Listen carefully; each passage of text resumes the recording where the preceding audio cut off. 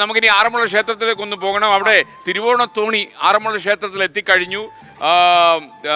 ആചാരപൂർവ്വമാണ് പ്രമാണിമാരുടെ നേതൃത്വത്തിൽ ഈ തിരുവോണത്തോണി പുറപ്പെട്ടത്. ആറന്മുളയിലേക്ക് നമ്മൾ പോകുന്നു. വഞ്ചിപ്പാട്ട് പാടിയാണ് ശ്രീകോവിലേക്ക് തിരുവോണത്തോണിയെ എഴുന്നള്ളിച്ചത്. അവിടെ ആറന്മുള ക്ഷേത്രത്തിൽ നമ്മുടെ പ്രതിനിധി ശ്രീജിത്ത് ശ്രീകുമാരനുണ്ട്. ശ്രീജിത്ത് ചേരുന്നു. ശ്രീജിത്ത്, ഹാപ്പി ഓണം, തിരുവോണാശംസകൾ. അവിടെ ആറന്മുളയിലെ ക്ഷേത്രത്തിലെ എന്തൊക്കെ കാര്യങ്ങളാണ് പ്രേക്ഷകരുമായിട്ട് നമുക്ക് ഈ ഓണം ദിനം ഈ പ്രഭാതത്തിൽ പങ്കുവയ്ക്കാനുള്ളത്? പറയും. നമ്മുടെ കൈയൊക്കെ വൃത്തിയാണ്. Very good morning and happy Onam. എന്തായാലും വലിയ ആഘോഷ തിമിർപ്പോട് കൂടി ആചാര പെരുമയോട് കൂടിയാണ് ഇത്തരത്തിൽ തിരുവോണത്തോണി രാവിലെ കാട്ടൂരിൽ നിന്ന് ഇങ്ങോട്ട് എത്തിച്ചേർന്ന്. ഇന്നലെ വൈകിട്ടായിരുന്നു കാട്ടൂരിൽ നിന്ന് തിരുവോണത്തോണി പമ്പയാറ്റിലൂടെ കടന്നു വന്നിരുന്നത്.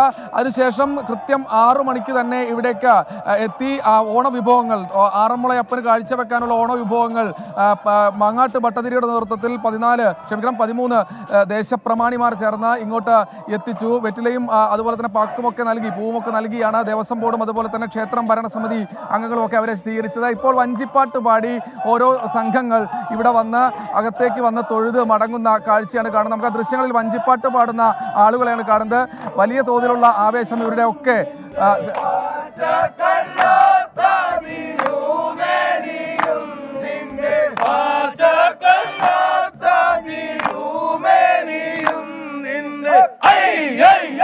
വഞ്ചിപ്പാട്ടൊക്കെ പാടിയാണ് ആളുകൾ ഇവിടേക്ക് എത്തിച്ചേർന്ന്. വിവിധ കരകൾ, 52 കരകളാണ്. സ്വാഭാവികമായി 52 കരകളിലെ ആളുകൾ രാവിലെ പുലർച്ചെ 4 മണി മുതൽ തന്നെ ക്ഷേത്രത്തിലേക്ക് എത്തിയിരുന്നു. ഇനി ആറന്മുളയപ്പനെ തൊഴുത് തിരുവോണ ആഘോഷത്തിലേക്ക് അവർ കടക്കും. അവരുടെ വീടുകളിലേക്ക് അവർ പോകും. എന്തായാലും പ്രസാദം വാങ്ങി ആറന്മുളയപ്പനെ തൊഴുതു എന്ന ഒരു സാഫല്യത്തോടു കൂടി തന്നെയാണ് ആളുകൾ മടങ്ങുന്നത്. എന്തായാലും ആറന്മുള ക്ഷേത്രത്തിൽ ഇപ്പോഴും വൻ ഭക്തജന തിരക്ക് തുടരുകയാണ്. ശ്രീജിത്ത് ശ്രീകുമാരനാണ് ആറന്മുള ക്ഷേത്രത്തിൽ നിന്ന് വന്നത്. ഉന്മേഷ്, ഡോക്ടർ ഉന്മേഷ്, ഈ PhD കിട്ടിയതിനു ശേഷമുള്ള ആദ്യ ഓണമല്ലേ ഇത്? അപ്പൊ ഈ ഓണത്തിന്റെ പ്രത്യേകത ഉണ്ടല്ലോ, ഗവേഷണാനന്തരം ആദ്യത്തെ കൊല്ലം. എന്താ വിവരങ്ങൾ? സന്തോഷം. അപ്പൊ അതിനുശേഷം ഇമ്പ്രൂവ് ചെയ്തോ താഴ്ത്തു പോയോ? ഇല്ല, ഇമ്പ്രൂവ് ചെയ്തു. നന്നായിട്ട് ഇമ്പ്രൂവ് ചെയ്തു. അപ്പൊ വീട്ടിലിപ്പോ എനിക്ക് തോന്നുന്നത് അച്ഛൻ ഇടുക്കിയിലുണ്ടല്ലോ. അപ്പൊ അച്ഛനും അമ്മയ്ക്കും ഒരു ഓണാശംസ പറയണ്ടേ? നമ്മൾ ആ ക്യാമറ നോക്കിയിട്ട് വീട്ടിലിരിക്കുന്ന അവർക്ക് വേണ്ടി ഒരു ഓണാശംസ. അച്ഛനും അമ്മയ്ക്ക് ഓണാശംസ നേരുകയാണ്. ഒരു അഭ്യർത്ഥന കൂടി ഉണ്ട് സാർ, എന്നെ കൂടി തേങ്ങ എണ്ണ വിടണം. പൊയ്ക്കോളൂ. ഉന്മേഷിന് തേങ്ങ തിരുമ്മി പരിചയമുണ്ടോ?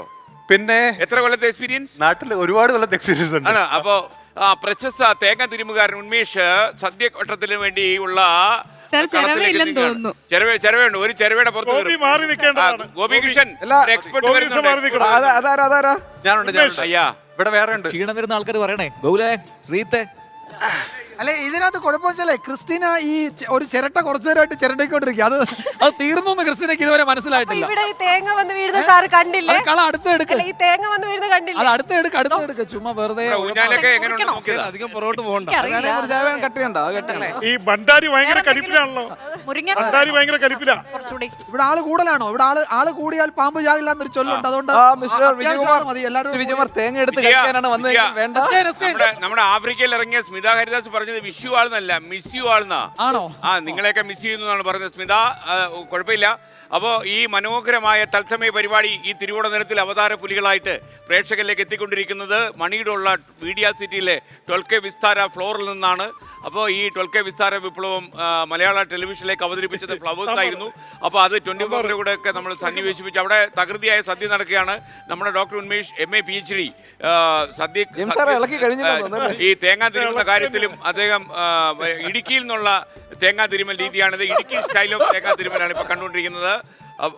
അപ്പോൾ അതുപോലെ TK റീജിത്തെ പ്രശസ്ത അവതാരകൻ പപ്പടം കാച്ചുന്നു. ആദ്യമായിട്ട് പപ്പടം കണ്ടുപോലെ പരിഭ്രമിച്ച് നിൽക്കുന്ന കാഴ്ചയാണ് ഇപ്പോൾ കാണുന്നത്. പ്രിയപ്പെട്ട പ്രേക്ഷകരെ, ഒരുപാട് ദൃക്സാക്ഷി വിവരങ്ങൾക്ക് നൽകുന്ന റീജിത്ത് പപ്പടം കാച്ചുന്നു. PP ജെയിംസ് ഇസ്രയേലിലെ പശ്ചിമേഷ്യയിലെ കലാപകലുഷിതമായ അന്തരീക്ഷത്തിന്റെ പുനരാവിഷ്കാരം പോലെ അവിടെ പായസം എന്ന പായസവും സാമ്പാറും തമ്മിൽ തിരിച്ചറിയാതെ പോയ ഒരു അന്താരാഷ്ട്ര ലേഖനാണ് PP. അവിടെ നമ്മുടെ ചീഫ് ഭണ്ഡാരി, നല്ല കുക്കിംഗ് അല്ലെങ്കിൽ ചീപ്പ് ഭണ്ഡാരിയായി മാറും.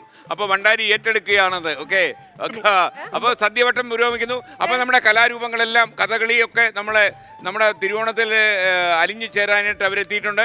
നിങ്ങൾക്ക് എല്ലാവർക്കും ഒരു സന്തുഷ്ടമായ ഓണം നമ്മൾ ആശംസിക്കുന്നു, എല്ലാ കലാരൂപങ്ങൾക്കും.